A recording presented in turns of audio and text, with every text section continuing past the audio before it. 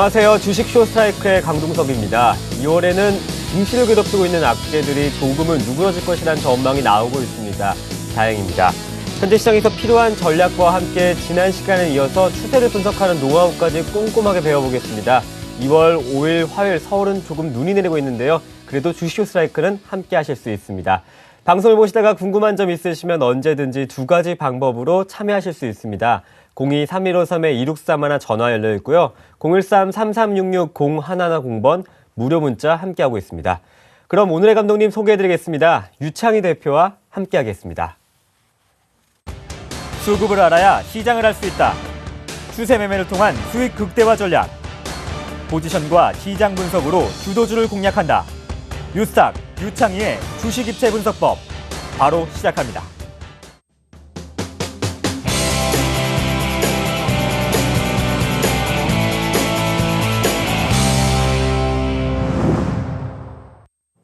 유창희 대표님 안녕하세요. 안녕하십니까. 네, 미국 증시는 날로 위로 향해서 가는데 코스피는 연일 하락세입니다. 1938선에서 마감을 했는데요. 유럽과 또 북한의 리스크가 재부각되고 있습니다. 유창희 대표님은 시장 어떻게 보셨는지요? 네, 시장이 좋지 못하죠. 지난주에 저희가 이제 방송을 하고 나서 일단 시장이 기초 반등이 나왔었는데 그때 제가 이제 1980포인트 이상 가게 되면 현금화를 좀 하자라고 말씀을 드렸어요. 근데 이제 어저께 1900 거의 70포인트 근처까지 갔다가 좀 하락을 좀 크게 했죠. 그러니까 뭐 크게 하락을 한 건 아니지만 갭상승 나오고 음봉으로 마감했다. 그러니까 특히 이제 어저께는 지난 주말에 미국 증시가 다시 신고가를 연출하고 네. 그런 모습을 연출해서 좀 기분 좋게 출발했음에도 불구하고 결국엔 상승폭을 지키지 못하고 하락세로 마감을 했고요. 오늘 같은 경우는 아침에 시장에서도 말씀드렸지만 어쨌든 뭐 유럽발 악재가 한번 흘러나왔고 또 이제 국내 증시는 계속해서 북핵 리스크 핵실험을 할지 안 할지 모르겠지만 하여튼 북쪽에 있는 동포 여러분들 때문에 우리나라 시장이 계속 위축을 받고 있는 모습을 띠고 있습니다. 그래서 오늘 그러한 영향으로 인해서 시장이 장중에 1.2%까지 밀렸다가 그래도 오후장에 들어서 좀 낙폭을 좀 확 축소를 하면서 시가보다는 조금 더 오르면서 마감을 했어요. 마감을 했는데 어쨌든 뭐 1938포인트에서 마감을 했습니다. 장중에 1930포인트를 붕괴를 했는데 제가 이제 지난주에 그런 말씀 드렸습니다. 일단 1940포인트 전후로 해서 지지력 싸움이 일어날 것이다. 그리고 거기가 지지가 돼야지 올라갈 수 있다라고 말씀드렸고 거기가 지지가 안 된다라면은 일단 1900이나 1900이 깰 수도 있다라는 걸 열어놔야 된다라고 말씀을 드렸었어요. 그래서 그때 제가 이제 패턴을 말씀드린 게 박스권으로 진행을 한다라면 박스권 매매를 한다라면 일단은 1900 한 3, 40포인트가 중간 라인, 허리 라인이 될 것이고 요 자리가 무너지게 되면은 요 아래 1800 한 70선, 60선까지 하락이 열려 있다라고 말씀을 드렸었어요. 또 그때 삼각 수렴으로 본다고 하더라도 주봉상 삼각 수렴으로 본다고 하더라도 일단은 요 자리가 수렴이 거의 이루어지는 상황에서 여기에 중간 라인 하단 지지선 자리가 또 1900 한 3, 40포인트 정도 된다고 말씀드렸고 요 자리가 무너지게 되면은 일단 삼각 수렴상으로도 하단 지지력 이탈로 인해서 추가 하락이 열려 있다라고 지난주에 말씀드렸는데 큰 그림은 똑같다 보시면 돼요. 어찌됐든 지금 구간에서는 현금화를 최소한 30에서 40%는 갖고 계셔야 되는 거고 그리고 아예 아싸리 지지가 확인되기 전까지는 주식 비중을 높이는 게 아니다라는 부분들 그리고 아예 2000포인트 이상을 돌파되기 전까지도 그때까지도 계속 현금화를 좀 하면서 박스권 전략을 좀 해야 된다고 말씀드렸었는데 일단은 오늘도 아까 말씀드린 것처럼 일단 뭐 추가적인 대외 변수가 발생을 하고 있죠. 뭐 우리나라 같은 경우는 원래 지난주까지는 국내 리스크만 있었어요. 해외 시장은 상당히 좋은 뉴스만 나오면서 계속 연고점을 경신하면서 계속 우상향하는 모습을 띄었었는데 우리나라는 이제 환율 문제 그리고 뱅가드 관련된 외국인 매도 물량 뭐 1월 달만 외국인이 한 3조 원 넘게 매도가 나왔다고 해요.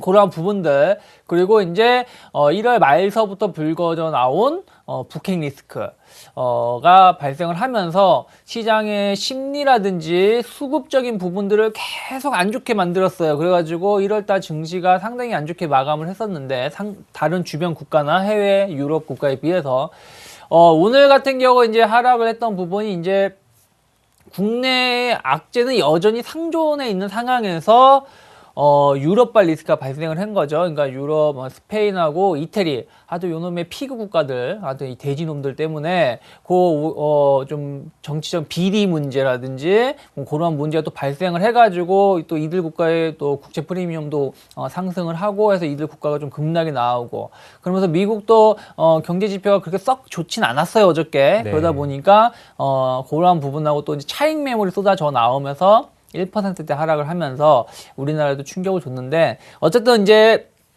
우리나라가 그동안 조금 상대적으로 많이 빠져 있었던 것도 있었고, 그리고 어저께 어찌됐든 결과론적으로 고점 대비해서 한 0.5에서 0.6% 정도 이상 하락을 해서 마감을 한 거기 때문에 일부분 선 반영이 되어 있었고, 그로 인해서 우리나라 증시가 오늘 장중 1.2%까지 하락을 했지만은 그래도 낙폭을 조금 축소를 하면서 마감하게 된 계기가 좀 되었었는데, 어쨌든 이러한 대외 변수, 추가적인 대내외 변수가 일단 북핵 실험이 이번 주에 일어날 수 있다라고 얘기가 좀 흘러나오고 있어요. 계속해서 이번 주에 나올 수 있다는데, 모르겠습니다. 저는 북한이 설을 앞두고 과연 핵실험을 할 것이냐. 네. 물론 할 가능성이 좀 높겠죠. 왜 이번 주냐면은 그들은 이제 그 우상화를 하기 위해서 네. 설을 앞두기 전에 뭔가를 터트리고 나서 자기 나름대로 배는 고프지만 기분상 훈훈한 설날을 보내려고 할 수는 있겠죠. 근데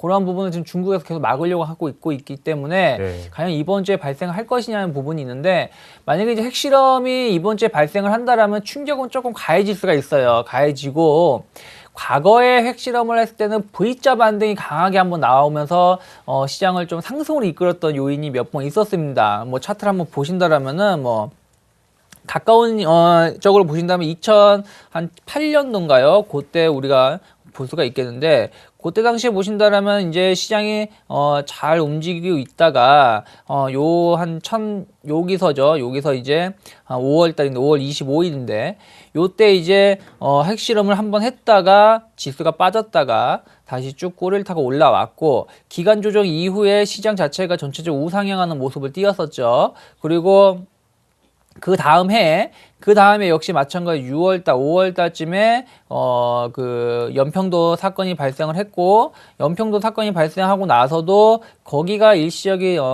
저점을 찍어주고 그 다음에는 우상향하면서 시장이 강하게 올라오는 모습을 띄었었습니다. 뭐 그 전에 첫 번째 핵실험도 마찬가지고요. 근데 이번에는 지금 시장 자체가 왜 조금 V자 반등이 힘들 수 있다고 말씀드린 이유가, 과거에는 정권 중에 핵실험이 하거나 뭐 미사일 도발이 있어놨었지만, 네. 뭐 서해안 교전이라든지, 지금 같은 경우 아직 정권이 이양이 아직 안 됐잖아요. 그럼 정권이 이양되기 전이라서 이게 기존의 정부하고 새로운 정부하고 이러한 부분이 과연 잘 처리가 될 것인지에 대한 의구심이 좀 있을 수 있고요.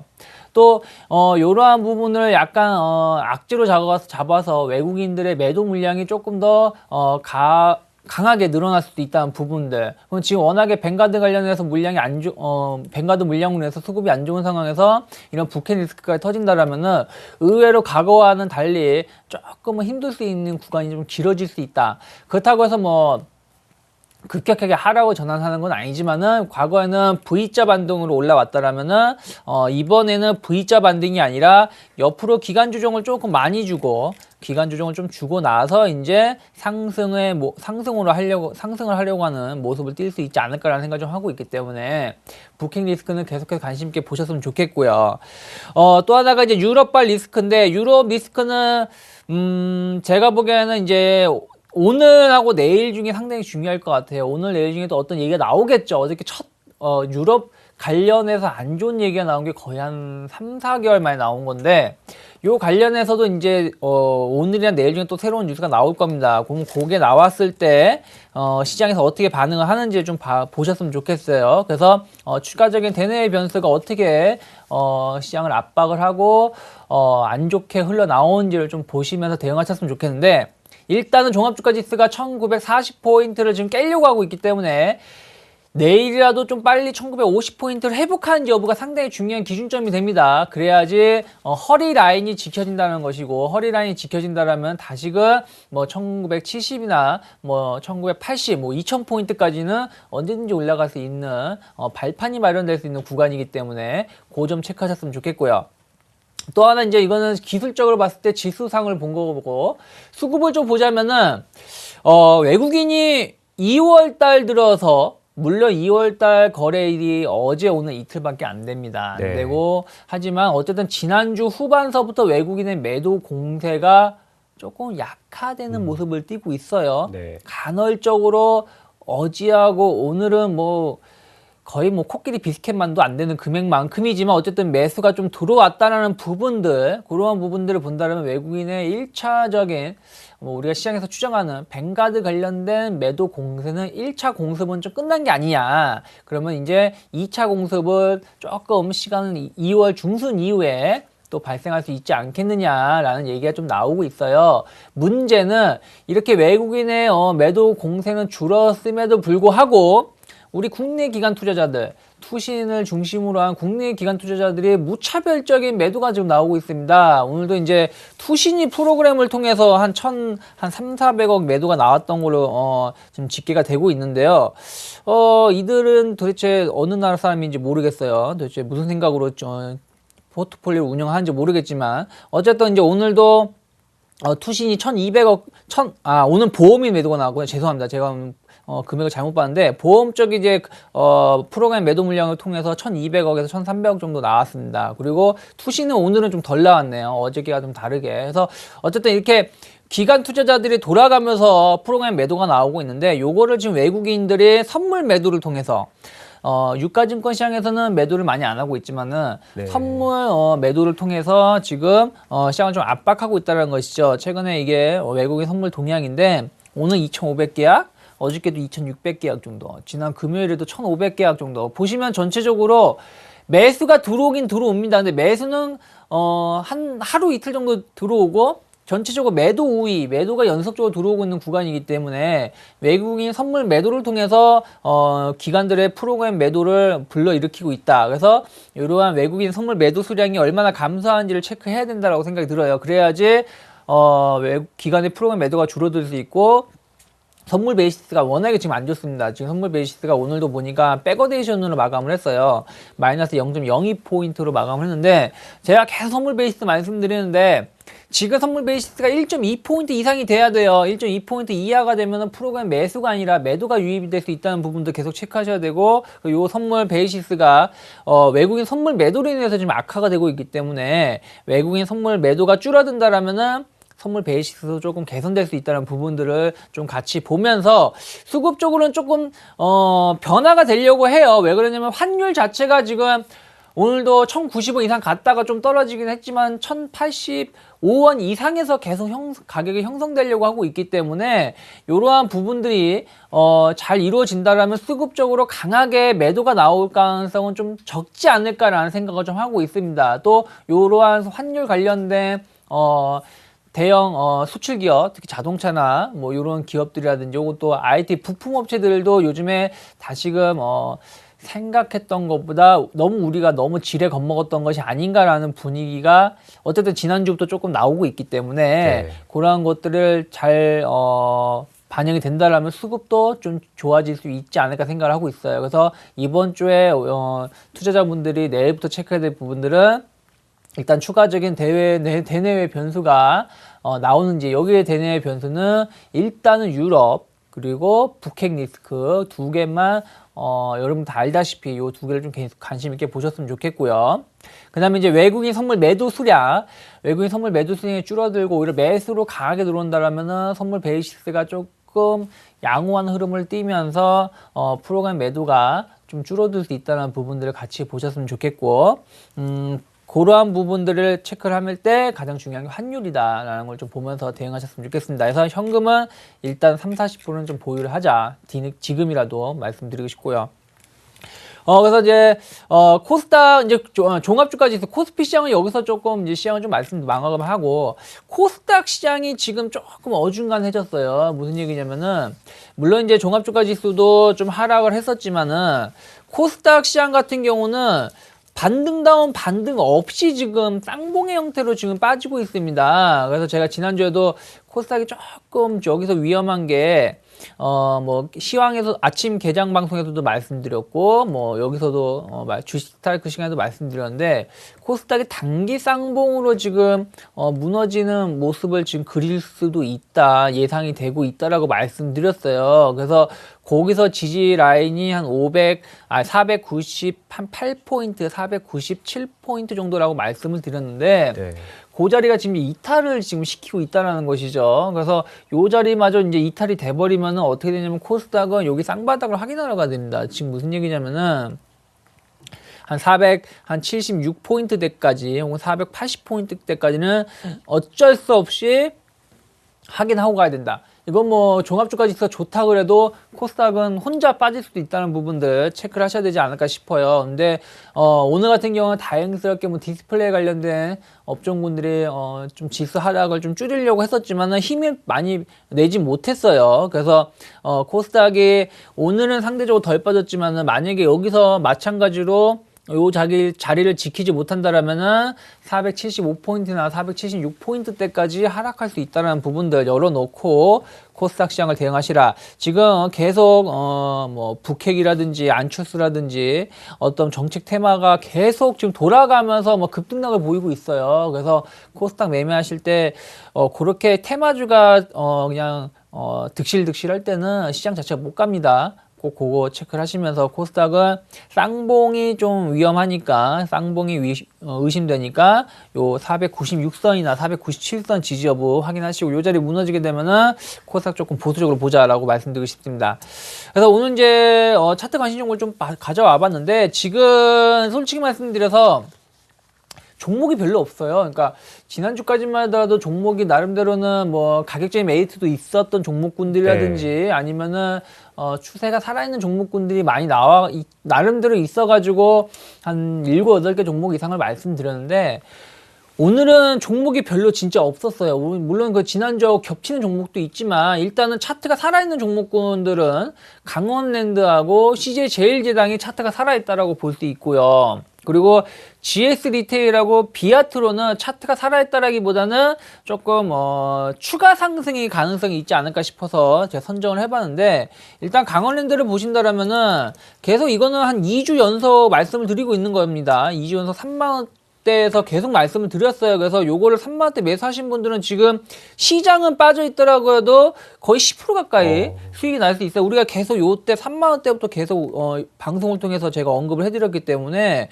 뭐 여기서 매수를 하셨다라면은 뭐 시장이 빠지고 있더라도 뭐 크게 걱정하지 않을 정도의 분위기가 연출되고 있을 거고요. 일단 지금 고점을 돌파시키면서 오늘 장대 양봉이 나온 거죠. 고점을 돌파시키면서 장대 양봉이 나온 것이기 때문에 이거는 추가 상승 가능하다고 보고 있어요. 그래서 추가 상승이 나온다면 신고가, 역사적인 신고가를 지금 그리고 있는 것이죠. 역사적인 신고가를 그리고 있는 거라서 이건 어디까지 간다라고 말 못합니다. 제가 보기엔 35,000원대까지는 그냥 갈 것 같긴 한데 일단은 강원랜드 고점을 오늘 완전히 돌파시키면서 장대 양봉이 나왔기 때문에 좀 관심 있게 보셨으면 좋겠고요. 그리고 이제 CJ제일제당 같은 경우는 지난주에 이제 약간 이제 로비 그런 게 좀 걸렸었죠. 비리가 걸려서 좀 급락이 한번 나왔다가 다시금 살아가고 있어요. 근데 지금 음식료 업종 보신다면 일단 주도주가 좀 탈락하는 모습을 띠고 있어요. 대상이 탈락을 했고요. 실적 악화로 인해서. 그리고 오리온이 대장주였는데 오리온이 한 116만원, 115만원대를 맞고서는 지금 100만원이 붕괴돼 버렸어요. 그러면서 이제 음식료가 약간 위태위태거리고 있는데 최근에 음식료가 살아나고 있는 게 CJ제일제당, 오뚜기 그리고 농심같이 일반 개인 투자자들이 접근하기 힘든 한 20~30만원대 종목군들은 여전히 아직까지는 추세가 조금 살아 있습니다. 그래서 CJ제일제당은 뭐 오늘 인가요? 어제부턴가 그 영업 정지를 당했죠. 관련 제품들이. 근데 뭐 그게 한 달 정도에 불과하고, 그러한 부분으로 인해서 실적이 엄청나게 뭐 급격히 뭐 깎아먹는 부분은 아니기 때문에 오히려 그런 악재 이후에, 종목이 다시 살아나갈 수도 있지 않을까 생각을 좀 하고 있어요. 그래서 CJ제일제당은 조금, 음식료 내에서, 아직까지는 탈락하지 않았다는 부분들을 좀 관심 있게 보셨으면 좋겠고요.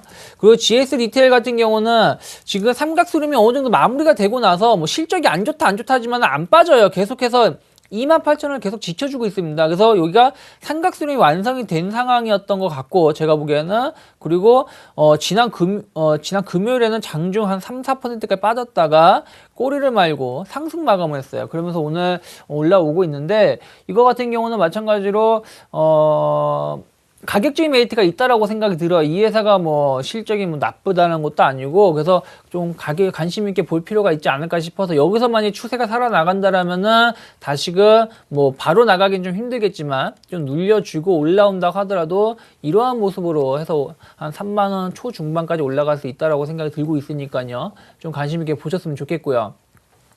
그리고 끝으로 이제 비아트론 같은 경우가 이제 오늘 상한가를 쳤는데, 비아트론도 이제 보신다라면 일단은 지금 차트가 조금 무너지는 듯한 모습을 띠다가 오늘 디스플레이 관련된 종목군들, 특히 비아트론 실적 개선이 상당히 기대가 된다는 얘기가 나오면서 상한가 근처까지 갔다가 2.59% 상승을 하면서 다시 고점대로 왔죠. 그래서 요 종목이 고점을 완벽히 돌파시킬지 여부는 내일하고 내일 모레 보셔야 돼요. 그래서 만약에 요 16,000원짜리를 강하게 돌파시킨다라면은 그 다음 매물이 없다라는 부분들을 체크를 하시면서 대응하신다면 좋지 않을까 싶습니다. 그래서 오늘 선정한 종목이 아직 차트가 살아있고 고점을 돌파하려고 하는 종목군들, 강원랜드하고 CJ제일제당하고 약간 저점을 지키고 있는 GS 리테일, 그리고 한번 확인할 필요가 있는, 하지만 고점이 돌파가 되면은 일단은 지금 한번 시장이 어떤 매매 주책, 어떤 매기가 쏠리지 않는 상황에서 이런 주도 업종이 디스플레이 쪽, 부품 쪽으로 좀 나오려고 한다는 모습을 봤을 때는 비아트론도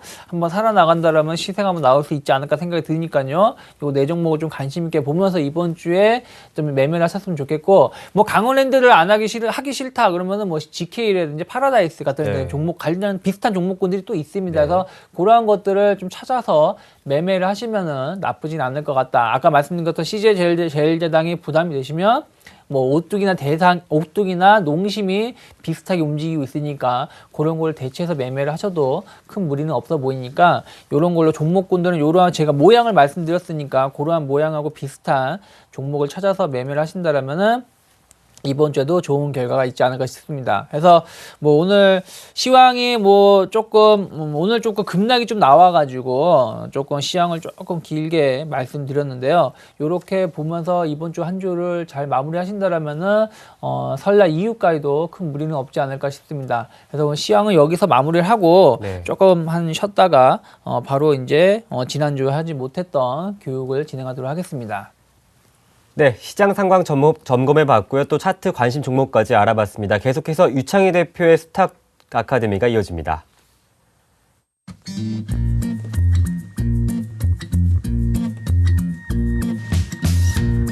He's never been lonely. She takes his hand and all his troubles step aside. He's never felt like this before. He liked to try. Oh, let yourself in. It's all he's thinking about. Let yourself in. And now he's singing out loud. Ooh, I'm feeling like my life has just begun. And I'm feeling fine. Well, I feel so alive. Singing. I'm feeling like my life has just begun. And I'm feeling fine. So fine, fine, fine.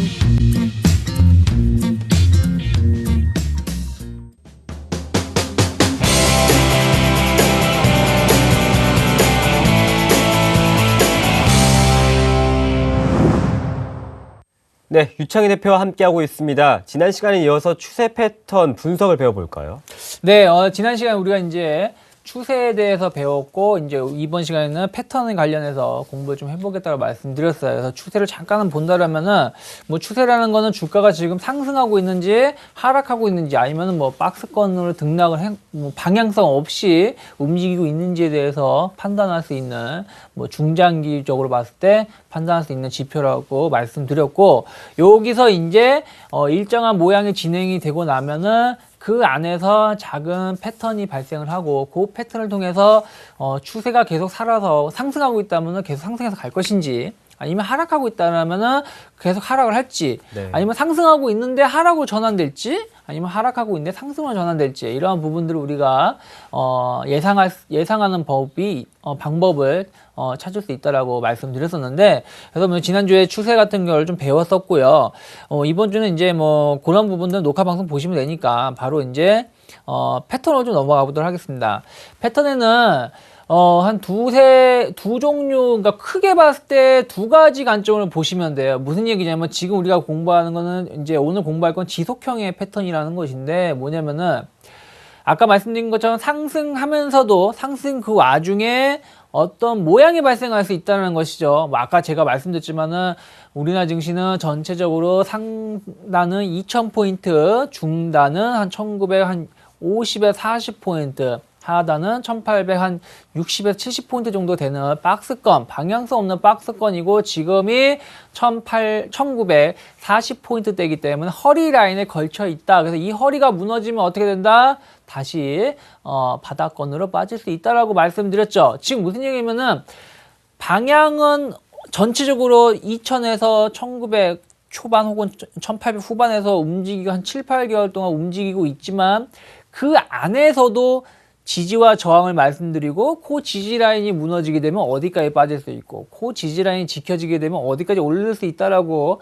말씀드린 거라는 거죠. 그 안에서도 박스권 매매, 즉 박스권 패턴이 있다라는 거고, 또 하나가 아까 제가 삼각수렴이라고 GS 리테일 같은 경우 보여드리면서 삼각수렴이 진행되고 있다라고 말씀드렸어요. GS 리테일 차트를 다시 한번 보신다라면은, GS 리테일 차트를 보시면 지금 삼각수렴이 진행이 되고 있고, 이런 삼각수렴이 잘 마무리가 되면은 상승으로 올라갈 수 있다라고 말씀드렸습니다. 뭐 요런 거라든지 등등 해가지고 우리가 그 추세 안에서 지금 추세가 상승 추세라면 상승 추세를 이어가면서 계속 갈 것인지, 아니면은 하락 추세라면 하락 추세에서 그 어떤 패턴이 나와가지고 계속 그냥 하락으로 계속 유지가 되는지, 그러한 부분들이 계속 지속해서 이루어진다라면은 이러한 패턴은 지속형 패턴, 그러니까 즉 상승 추세에서 어떤 삼각 패턴이나 뭐 사각 패턴이 나오면은 상승으로 계속 갈 테니까 내가 어느 자리에서 매수 포인트를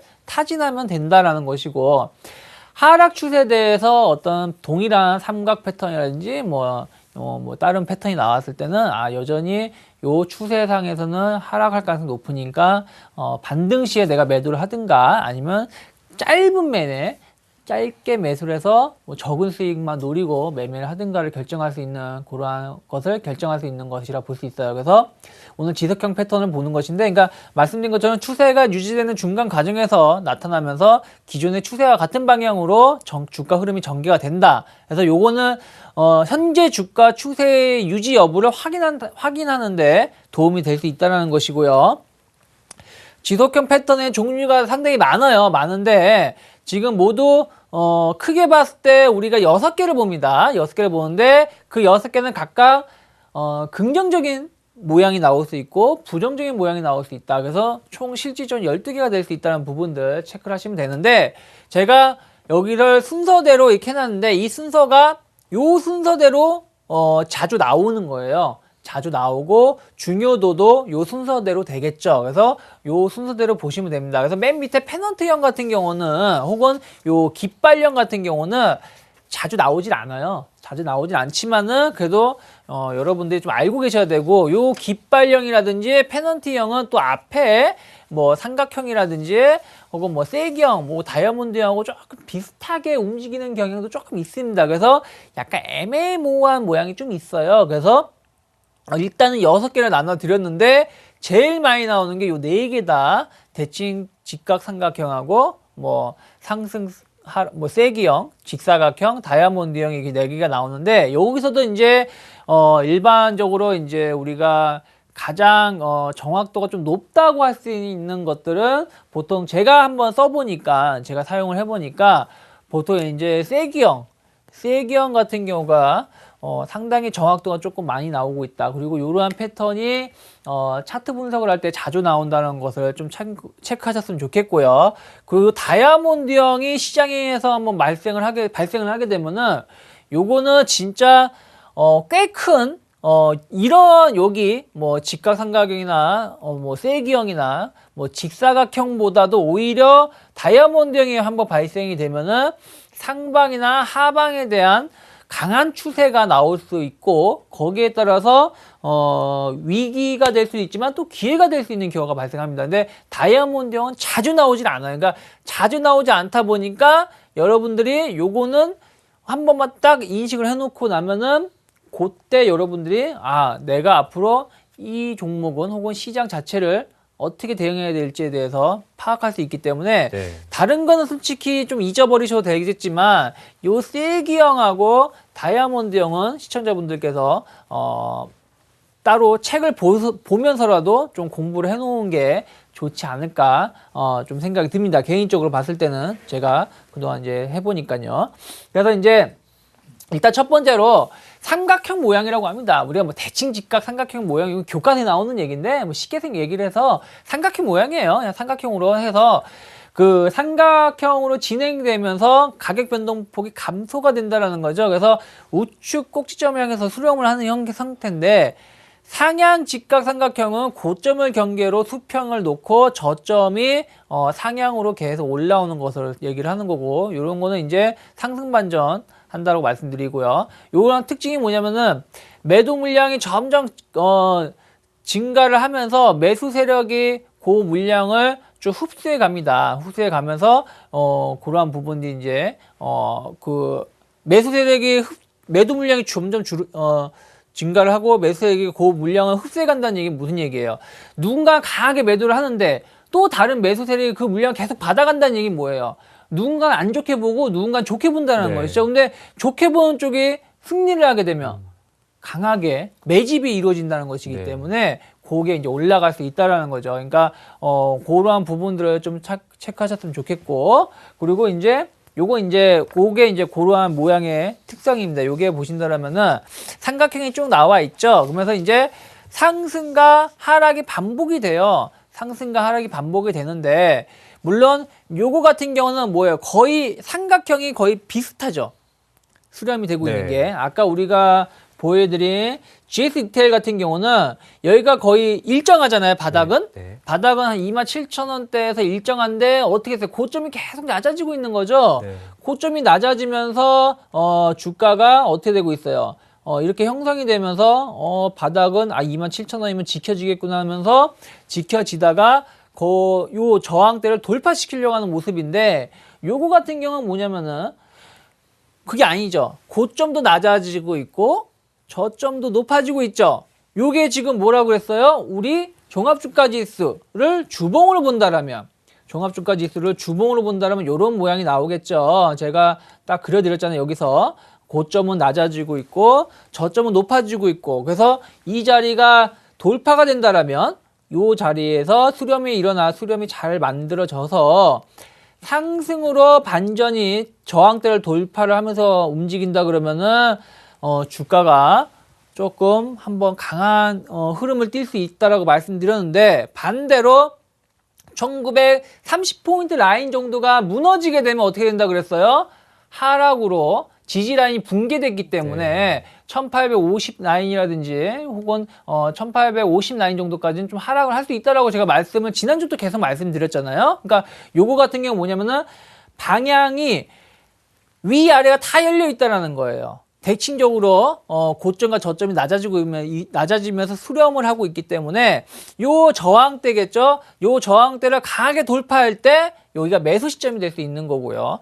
반대로 그동안 지켜지던 지지 라인이 강하게 붕괴를 했을 때 요 자리가 반대로 매도 포인트가 될 수 있다는 거죠. 그래서 매매를 하실 때는 여기가 강하게 돌파가 되는지 여기가 A가 강하게 매수 시점이 될 수 있고 반대로 요 지지 라인이 붕괴가 됐을 때 요때 B 포인트가 강한 매도 시점이 될 수 있다는 부분들 대칭 삼각형을 이렇게 보시면 됩니다. 그래서 대칭 삼각형을 보실 때는 지금 종합주가 지수의 주봉을 보면은 주봉이 대칭 삼각형으로 진행이 되고 있구나. 그렇다면은 지지 라인을 저항 라인을 강하게 돌파하기 전까지는 함부로 주식을 사는 게 아니고 네. 또 요 지지 라인이 붕괴가 된다라면 그때는 남은 주식마저도 일정 부분 현금화를 해야 되겠다라는 부분들을 알 수 있다라는 거죠. 그래서 그 부분들을 시청자분들이 체크할 수 있다는 부분들이 이게 대칭 삼각형의 특징이고요.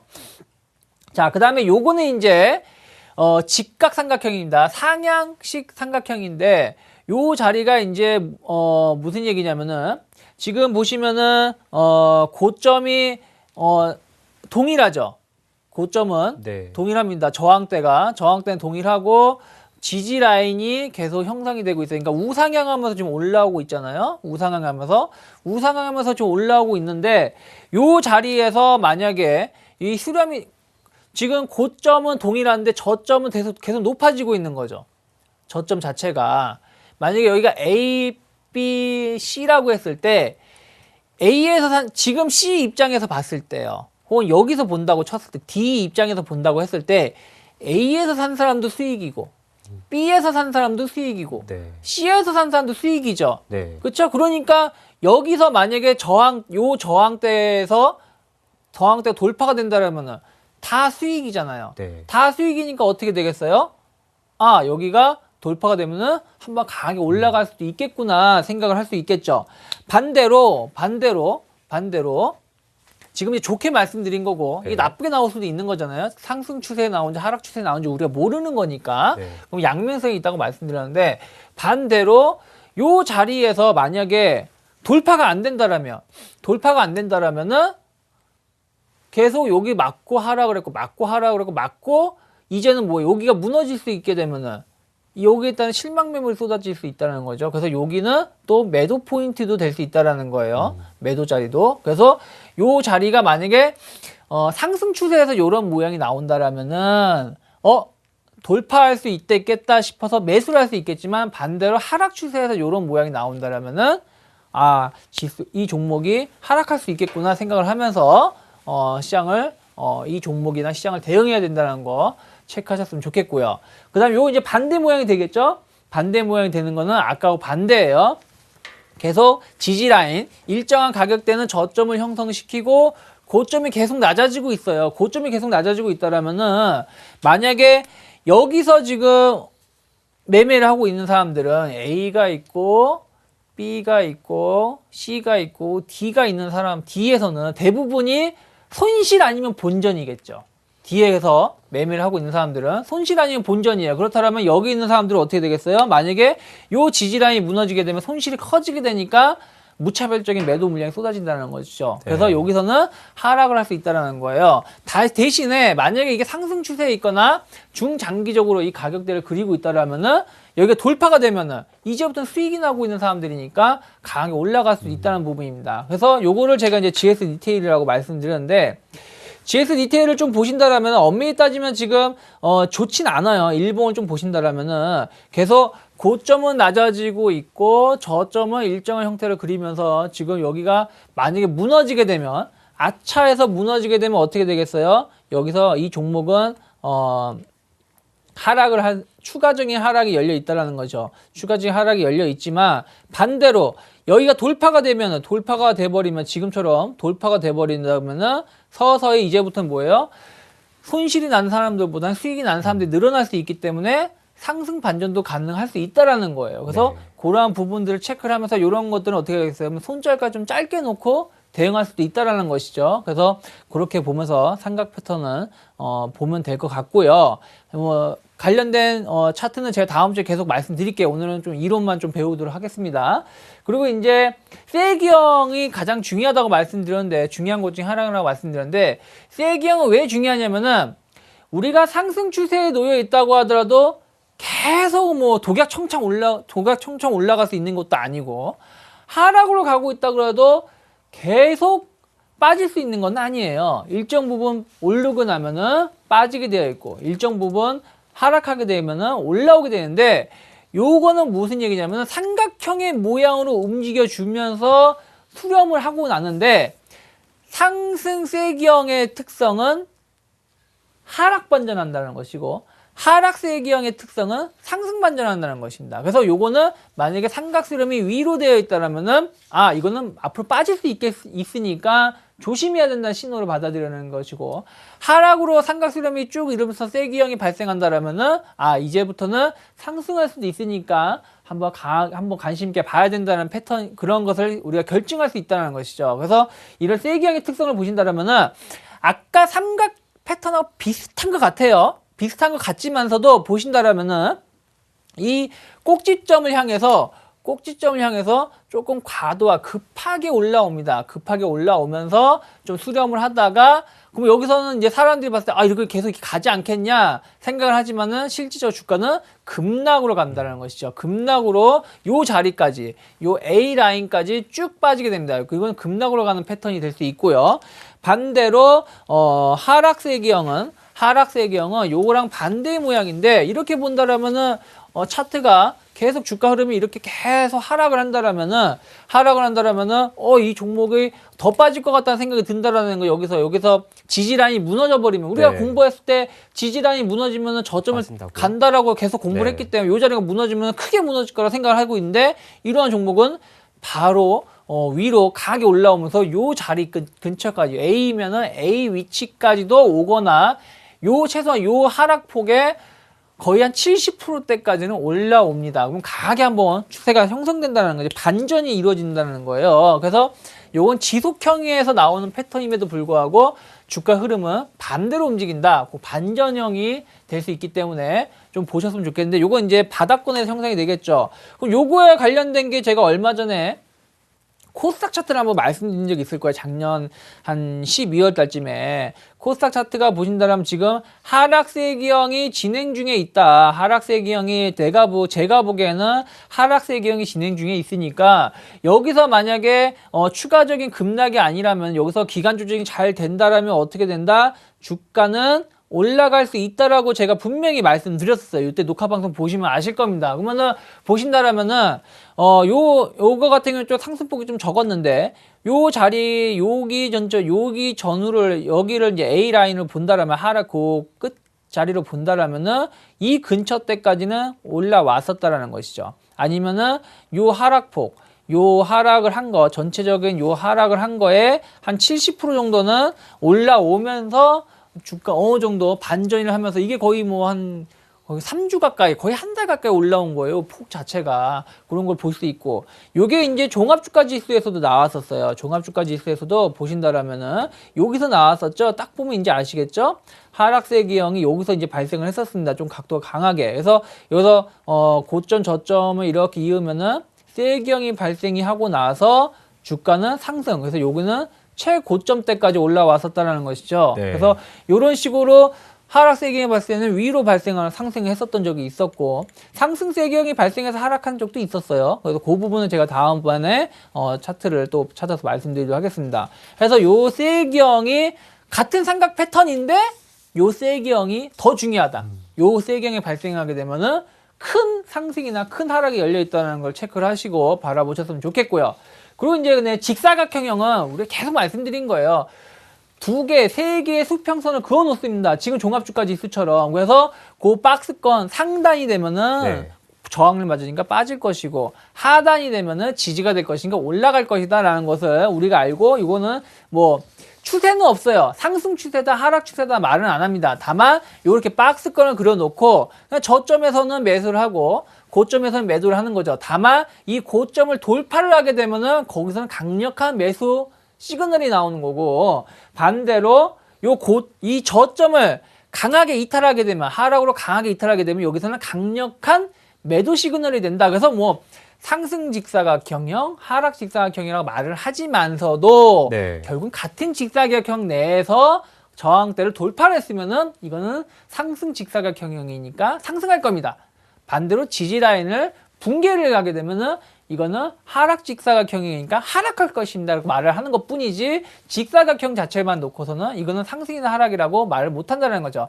다만 상승 추세에 대해서 이러한 모양이 발생을 한다라면은 이게 아직은 상승 추세에 놓여 있으니까 주가는 우상향 위로 더 올라갈 가능성이 높다라고 우리가 판단을 하면서 시장을 분석할 수 있고, 반대로 하락 상향에서 나온다라면은 아래로 빠질 수 있다는 것을 우리가 알고 분석할 수 있다는 것이죠. 그러니까 이러한 것을 우리가 간단하게 본다라면은 네. 차트를 조금 본다라면은 이제 기아차를 좀 보신다라면 기아차요? 네. 기아차를 보신다라면은 여기서 이제 전체적으로 좀 박스권을 그리고 있었잖아요. 한 8만 원대에서 7만 원대를 중심으로 해가지고 한 7개월, 한 5, 6개월 박스권을 그리고 있다가 그 지지라인이 무너지니까 어떻게 되겠어요? 이제부터는 무너지네요. 조금 하락 네. 크게 빠질 수 있다는 부분들을 예상할 수 있다는 것이죠. 그래서 이러한 것들은 여러 가지가 있습니다. 차트가. 그래서 이러한 것들을 보면서 다음에 제가 또 한번 설명을 해드릴 거고요. 또 이제 끝으로 이제 다이아몬드형이라고 말씀드렸는데 이게 상당히 중요해요. 무슨 네. 얘기냐면은 역삼각형과 대칭삼각형이 합쳐지는 모양입니다. 합쳐지게 되면서 다이아몬드가 형성이 되고, 그 다이아몬드가 형성이 되고 난 후에는 엄청난 큰 주가의 변동성이 발생될 수 있다라는 거예요. 무슨 얘기냐면은 앞에서 요 삼각형이 발생을 한 거죠. 앞에서 요 삼각형이 발생을 했던 거고, 이게 역삼각형이죠. 네. 그 다음에 정삼각형이 제대로 된 삼각형이 발생을 한 거죠. 그러면 수렴이 한 번 이루어졌고 2번 수렴이 이루어졌으니까 그 다음에는 추세 상승, 추세 하락 둘 중에 하나가 가능하다는 것이죠. 그래서 제가 다이아몬드형에서는 예전에 제가 한번 말씀을 드렸었는데, 고점형에서 발생하게 되면은 하락할 전환 가능성이 높고, 반대로 저점에서 형성이 되면은 상승 전환될 가능성이 높다라고 제가 그 전에 시장을 분석할 때 계속 말씀드렸었어요. 그래서 이러한 부분이 다이아몬드형이라고 말씀드렸고, 그 다음에 뭐 깃발형, 그 다음에 뭐 페넌트형은 제가 이제 뭐 오늘은 시간이 좀 부족하니까 다음 주에 간단하게 설명을 해드리고, 다음 주는 이러한 것들이 차트에 어떻게 적용을 하는지, 실제 차트에 적용을 해서 제가 오늘도 적용 좀 해드렸잖아요. 네. 뭐 강원랜드라든지 뭐 이런 것도 고점을 돌파할 수 있는데, 가만히 보시면 박스권을 그리면서 형성이 되고 있었던 것들. 네. 또 GS 리테일은 삼각형이 형성되고 있으니까 고점 다시 저점을 지지할 가능성이 좀 높아 보인다. 이런 것들을 오늘 맛배기로 설명해 드렸어요. 그러면 다음 주에는 이러한 패턴을 가지고, 기본적인 거니까 다 아실 거예요. 그래서 이걸 가지고 차트에 어떻게 바로 적용하는지에 대해서 교육을 해보도록 할 테니까요. 다음 시간을 좀 관심 있게 보면서 좀 기다려 주셨으면 좋겠습니다. 네, 또 다음 시간에도 이어지는 실전 분석도 많은 기대 부탁드리겠습니다. 오늘도 유창희 대표와 함께했습니다. 고맙습니다. 네, 고맙습니다. 2월 5일 주식쇼 스트라이크였습니다. 내일은 다시 한번 한파가 찾아온다고 합니다. 옷 따뜻하게 입으시고요. 감기도 조심하시길 바라겠습니다. 편안한 밤 보내십시오. 시청해주신 여러분 고맙습니다.